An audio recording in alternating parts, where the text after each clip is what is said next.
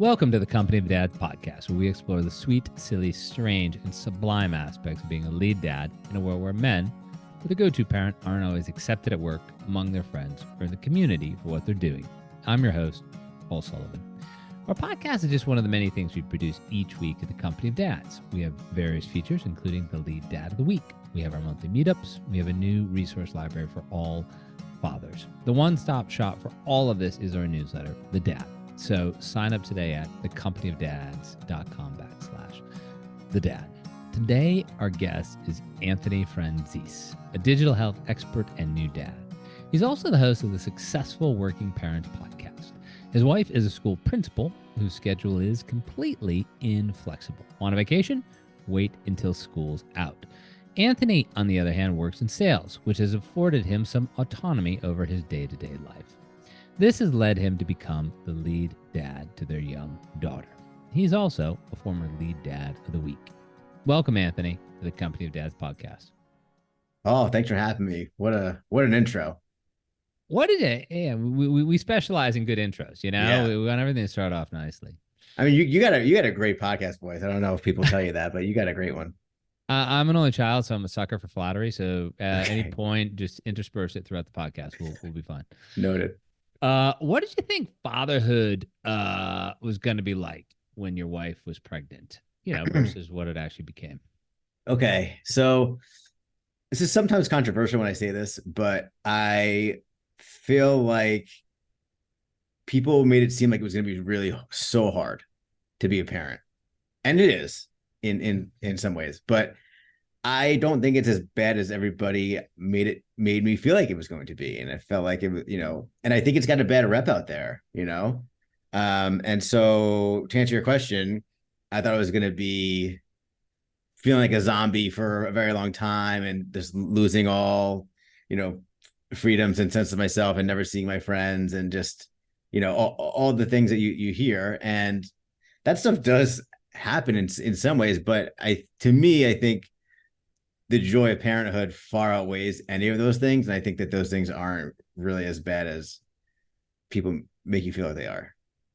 Do you think, though, that your opinion evolved given that, you, as all of us, were part of this transition to sort of working from home some or all of the time? And so, while your wife was pregnant, she was going off to her school, but did you see something, a different possibility? Like, had you had your daughter in 2019 versus when you actually had her, which is 2023, was there something about that move to a more flexible work environment, at least for you, that allowed you to envision fatherhood differently? For sure. I think that's a good point. And also, to be clear, I'm the father. I didn't carry the child or birth the child and go through some of that stuff. So I don't want this to sound like it's not hard, because I'm sure, I know it was harder on my wife than it was on me in general. But yeah, it was actually really nice to be working from home, because even though you're working, especially early on when my wife was still on leave, I just felt like I still got to be a part of my daughter's life. And, it's just working from home is easier on your stress. You have no commute, so you can sleep in a little bit longer if you have to, or squeeze in a quick nap if needed. And so you're able to kind of keep track, keep your house in order, and your mental health in order a little bit easier when you're dealing with all that stuff. So yeah, I can't relate because I never went through it, but if I was going to an office every day after, 3, 4, 5, 6 weeks, it probably would have been harder. Yeah. I often get accused of being too positive on these things and bringing out the positive aspects of being a lead dad. So I'll just tell you this story that's not at all positive. This past weekend, we were sort of organizing our 3 kids who are almost 7, 11, and 15. And we look back to like that stage when we had the baby, which is what you have right now, because they are a lot more portable. But this is not a question as much as like a reminisce. Like, you can maintain that and keep that kid portable, and don't go and have like 5 of them. Keep it to a manageable amount. It's a lot better. Yeah. Well, one of the pieces of advice you gave me when I had you on my show was to travel while they're small, because and it's been true. We started traveling kind of soon after that, and it's been nice because she's free and she's compact and portable, as you said. So it's been a good piece of advice. Yeah, I mean, forever up until 2, kids fly for free, and Yeah, then they just sit on your lap. Once yeah, they start walking, it's a pain in the ass, and it's because they're not good at it. They're really bad at walking, but they want to show everybody that they can walk, but they're awful at it. So then it becomes dangerous. But now, awesome time to travel. yeah. Um, what about being you're a city dad. You got some news we'll talk about in a second, but you're a city dad. Um, and you have the stroller, the stuff, all the crap that we as suburban dads can pile into a car. You've got to sort of equip yourself like you're a Navy SEAL in training to go get a cup of coffee. What has that been like in terms of, the sort of probably a faster way you moved about the city before having a child, and how you go about it now? What's it made you aware of that other, non-dads might not be aware of living in the city? Well, I think you realize what is involved when you have to move a baby and not just yourself, right? Like that's first. And but then I think you also realize you can do it really low touch. So we have the car seat that comes off of the stroller, and so my daughter's been in and out of Ubers since she was a week old. We Ubered home from the hospital, so she's always been in an Uber.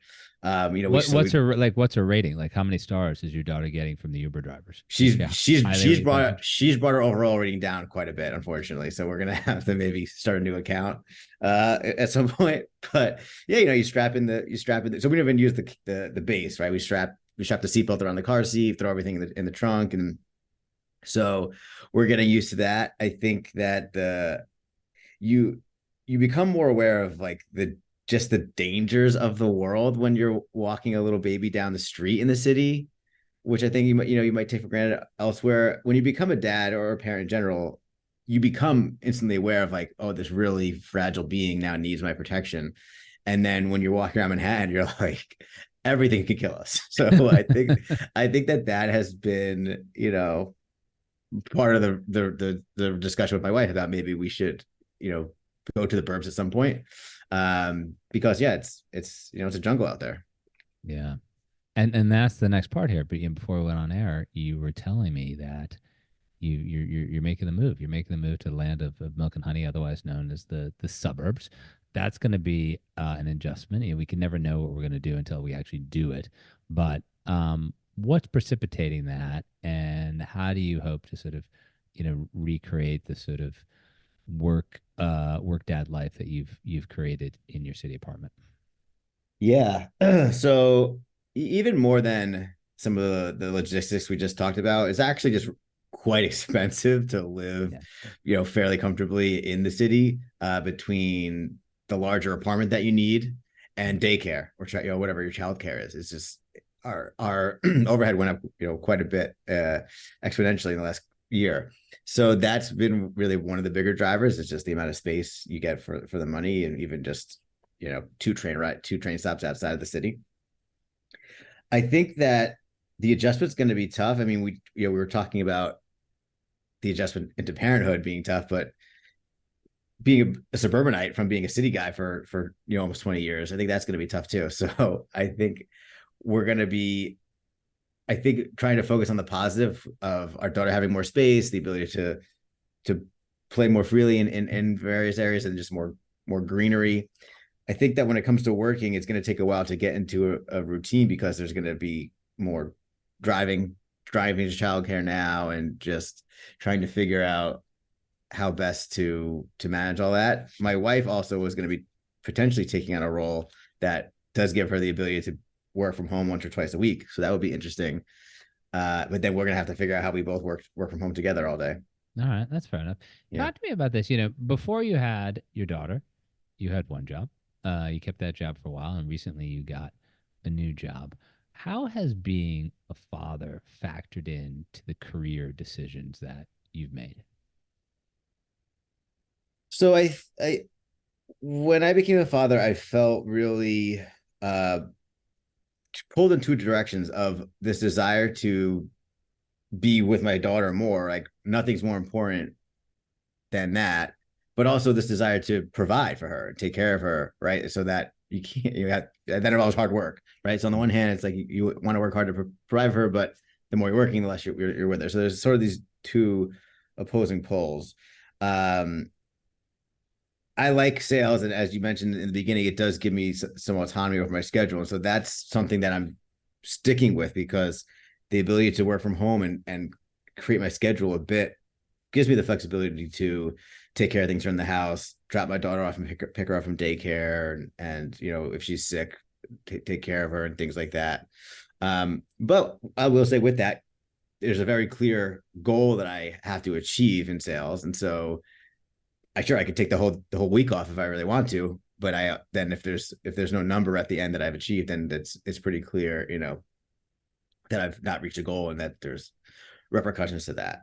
So when I look for a job and I was looking for something a little more stable because I spent a lot of time in the early startup world, like the Series A kind of environment, and that can sometimes have more flexibility because there's just no layers of bureaucracy at all. But comes with certainly less stability and more volatility, and just you're at the whims of fewer people and easier to get pulled in by market forces. And so I was looking for something that was a little more stable, a little more established, but still had the remote flexibility and just the individual contributor sales role. Mm-hmm. In some ways, is being in sales. I mean, sales is tangible. You're either selling what you're supposed to sell, or you're not. Mm-hmm. Does that take some of the pressure off of the sway between work and fatherhood, or does it just is the pressure just shift to something else? Well, I think the pressure is there because when you're like most salespeople don't really rest easy, right? So unless you've like really had a really amazing quarter or year, however you're quoted, you're kind of always restless and wanting to get another deal in, build more pipeline. And so I think that it is a stressor because at the end of the day, it's like I need to close deals to feed the family. Yeah. But like I said, it comes with that benefit of a little more flexibility and autonomy. When you were moving into this new role at this new job, did it come up your role as a dad? Did you talk about how being a lead dad is sort of integral to who you are as a person, not just as a worker? Yeah, it did. So I asked about some of the general policies, first of all, even, paternity leave policy. I'm not making any announcement here, but just in general was wondering, what that was. I also, through my interview process and the people I met with, just learned that was a part of the culture. So I did, it's something that you want to vet, but it was kind of being presented to me. So I didn't have to really do too much digging. Everybody on the team, or most of the people on my team, are parents themselves. And so I was really kind of got the sense that, yeah, it's, of course we all work hard, and of course we all have goals to hit, but this company understands that people are people, and we have families, and we have lives outside of work. And I think that the concept of like working to live versus living to work is something that I've always thought a lot about. And you can't really ask that. I mean, I don't think you can, but I guess you could. But it's hard to ask your future boss, hey, like I really like to work to live, not live to work, if that's cool with you, right? On the one hand, I think you want to be clear with what your expectations are, but on the other hand, you're being hired to do a job, so you have to at least seem like you want to do it, right? So I think that it was helpful for me that it was so abundantly clear and presented to me, so I didn't have to just kind of like ask directly all of those things. I mean, was that a deciding factor in moving to this company, the way they thought about family and parenthood? For sure. Yeah. I think that was a big part of it. And even on one of the interviews I was on, like their kid came on for a second. And so, you get the sense that, okay, if I'm in a position where my daughter's sick and I'm the one taking care of her, it's okay if she's on call. It's okay if I move things. I think that that's really important, especially as in this like lead dad kind of role where I'm more likely to be taking care of things if something comes up. We often talk as a company dads, but particularly go in and work with companies, that you can have the absolute best designed, parental leave policy. You can have all the policies that are set up that make you look like the most appealing company out there, but it only takes one or two managers to say something ridiculous, and it's all out the window. Like, oh, okay, they don't really mean this. Your story is the flip side of that. before you, as you, if I understood correctly, before you're even asking some of these questions, they were showing you. They weren't telling you. They were showing you that this was their culture. What were some of the things that stood out to you? Some of you talked about, a manager's child coming on a call, but what were some of the other things that they sort of brought up unprovoked that made you think, okay, this is a good company. This is a company I want to work for. I think that just kind of asking non-business questions about me, trying to understand a little bit more about who I am and what I'm about, and introducing themselves in that way as well, sharing things about them and how they like to spend their time. I think that you can get a sense for if they're interested in like the whole, viewing you as a whole person or not. And so I think that was a really big part of it. The other one is also, Glassdoor. For anybody who's looking for jobs, I think Glassdoor has been a great resource for me. And so you get to learn a little bit more about the culture there. It's kind of like Yelp, where I guess you get a disgruntled person who might not be fully reflecting the way things are, but I found it to be valuable. I found it in retrospect to be accurate when I've worked at a place and then look at reviews. So that helped as well. And then the other thing I think that they were doing is like under not asking too pointedly about like work ethic and just like how wanting to know like how specifically I performed at elsewhere. So it was really more about like, what's your strategy? Like, how do you approach the role? How do you approach your territory, but not necessarily like demanding to know exactly like what I've done in the past.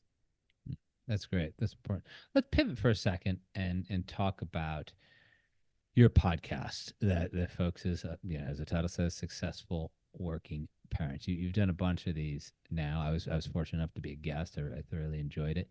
But when one of the great benefits of being able to talk to people about something you're passionate about day in and day out is by the end you realize, okay, I know some stuff, and again, these three, four, five, six things are coming up again and again. When you talk to these successful working parents, what are the things that have resonated with you the most that they've been doing in their own lives? Yeah, that was a great question. I it's almost a year now, so it'll be about. I think I've done 50 interviews. I have a couple more left to do, for the 1 year anniversary. But I've learned a lot, and I had started even right before my daughter was born, so it's been a really great educational resource for me. The first one is just in the title itself, successful working parents. A lot of people are hesitant to call themselves that Sure. or identify as that. I don't know, maybe I should change the title, but it's interesting to see, regardless of whom I'm speaking to, CEOs of companies, entrepreneurs, and some very successful people. Everybody's just really trying to figure it out, and I think that that's been one of the great things that I know the audience has appreciated about the show is just seeing how other people are doing it and normalizing that it is, it is hard and it is something to be figured out.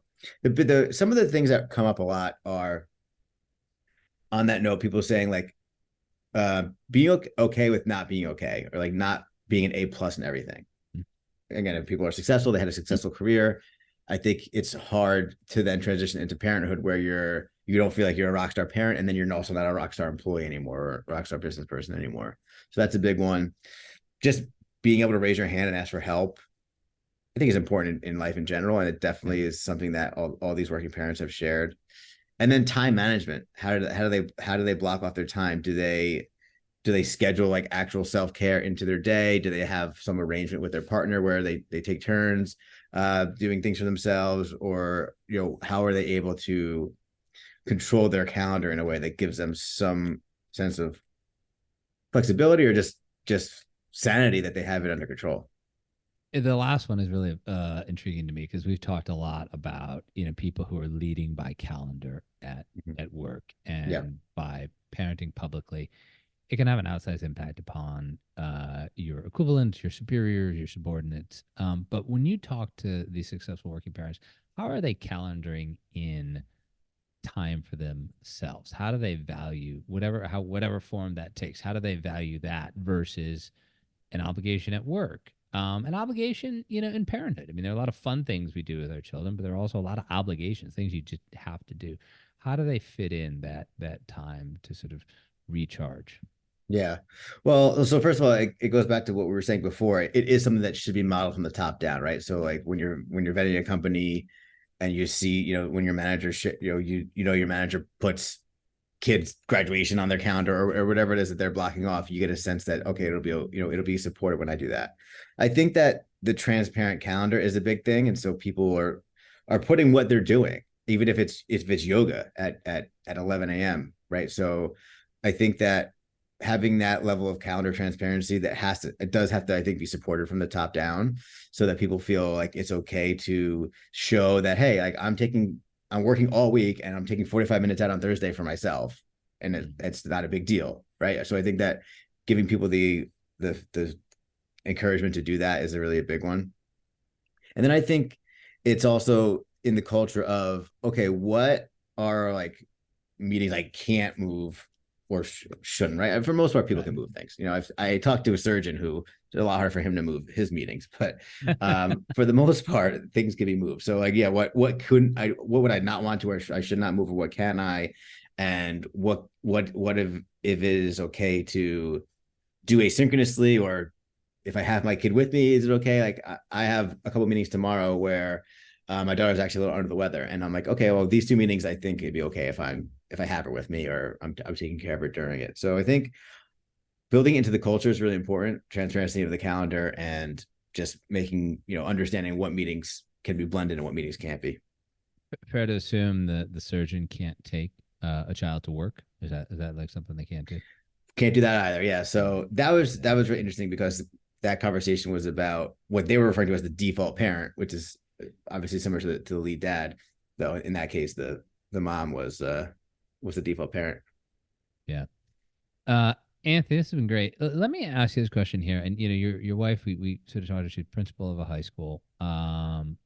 Great job, but teachers don't have any flexibility. So when your daughter's born and you went into this role being lead dad, was this a conversation that the two of you had, or was this just something where you knew that you had the flexibility, or you knew you had the different skill set, where this would be something where you could do it and excel at it while also excelling at work? I think it was a little bit of a natural gravitation. I've always been a little I guess type A is the positive way to say it, but I guess like anal and controlling is the more negative way to say it. But it just been sort of, yeah, like those things. And so I already was, you know, doing the laundry and cooking and cleaning, because I just like to handle those things. And it was the same situation, just because we didn't have a kid. She was still at an office all day and I wasn't. So I naturally gravitated towards some of those things. So I think that was the understanding at the time was, I'm going to be picking up these, some of these things, and then and that's okay, because she finds a lot of fulfillment in her career, and she doesn't just see it as like a means to an end. She really sees it as something that she's called to do in a lot of ways, and so I'm happy to let her do that while I work my job, and then pick up some of the domestic duties on my end. Anthony Franzese, you've been a great guest on the Company Dads podcast. One final question for you, other young dads like yourself who are listening to this and are wondering, like, can I do this? Can I swing it? What's going to be difficult? What will I excel at? What's the advice that you'd give those, dads to be, from lessons that you've learned over the past year? The biggest advice is to really over communicate with your partner. I think that it's easy to just fall into certain rhythms, and not checking in with each other on what, what's working for both of you and what's not. It's really important, again, going back to like time for yourself, to communicate with your partner on when you're both going to do that for each other, and then when you're going to chip in so that the other can do that. So that really can't be understated, is over communicating, any, getting ahead of being proactive with it. Yep. Anthony Franzese, thank you again for being my guest today on the Company Dads podcast. Thank you for having me. It was fun. Thank you for listening to the Company of Dads podcast. I also want to thank the people who make this podcast and everything else that we do with the Company of Dads possible. Helder Mira, who is our audio producer. Lindsay Decker, who handles all of our social media. Terry Brennan, who's helping us with the newsletter and audience acquisition. Emily Servin, who is our web maestro, and of course, Evan Roosevelt, who is working side by side with me in many of the things that we do here at the Company of Dads. It's a great team, and we're just trying to bring you the best in fatherhood. Remember, the one-stop shop for everything is our newsletter, The Dad. Sign up at thecompanyofdads.com/thedad. Thank you again for listening.